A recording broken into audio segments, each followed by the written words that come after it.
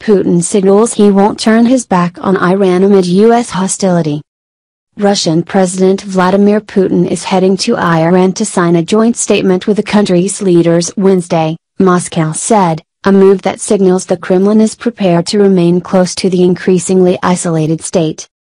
Putin is due to meet Iranian President Hassan Rouhani and the country's supreme leader Ayatollah Ali Khamenei, with talks expected to deepen the country's economic and political ties. Azerbaijan's President Ilham Aliyev will also be present at the meetings. The Kremlin told CNBC that the meeting was at Rouhani's invitation and was the second time that the presidents had met, their last get-together being in August 2016 when a trilateral summit was held in Baku, Azerbaijan. The topics for discussion will range from trade and economic cooperation to political issues, including the fight against terrorism, drug trafficking and discussions on regional conflicts, the Kremlin said in an emailed statement. Energy links, transport and the Resh-to-Sara railway route, part of the international North-South transportation corridor, would also form part of the talks. Moscow said the leaders would sign a joint statement later Wednesday, signaling that deals could be agreed. Russia's Deputy Foreign Minister Sergei Ryabkov confirmed this, telling reporters on Wednesday.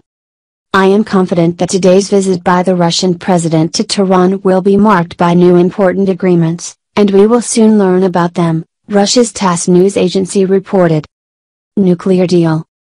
The visit comes at an interesting time for Tehran, given its considerable isolation in the Middle East and uncertain position on the world stage after U.S. President Donald Trump threatened to renege on an international nuclear agreement with Iran.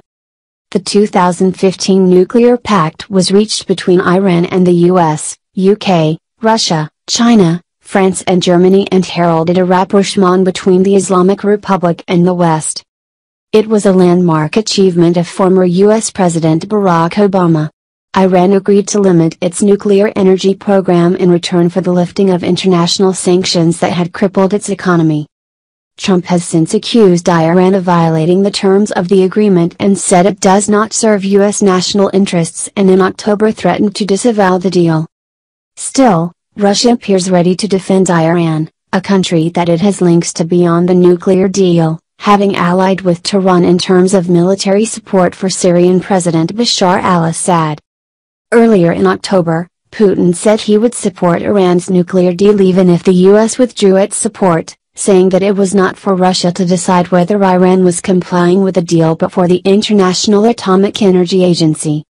Ryabkov told reporters Wednesday that the responsibility for any possible collapse of the deal would lie entirely with the U.S., Russia's TASS news agency reported. The situation is deteriorating, as the sentiment in the U.S. Congress is highly anti-Iranian, he said, according to a TASS report Wednesday. No changes, amendments or corrections to the current agreement are possible, as it is a very well-measured and delicate balance of interests and compromises, Ryabkov said. If something needs to be discussed additionally, it should be a totally different issue for discussion. I see no intention to conduct such discussions with the Iranian side.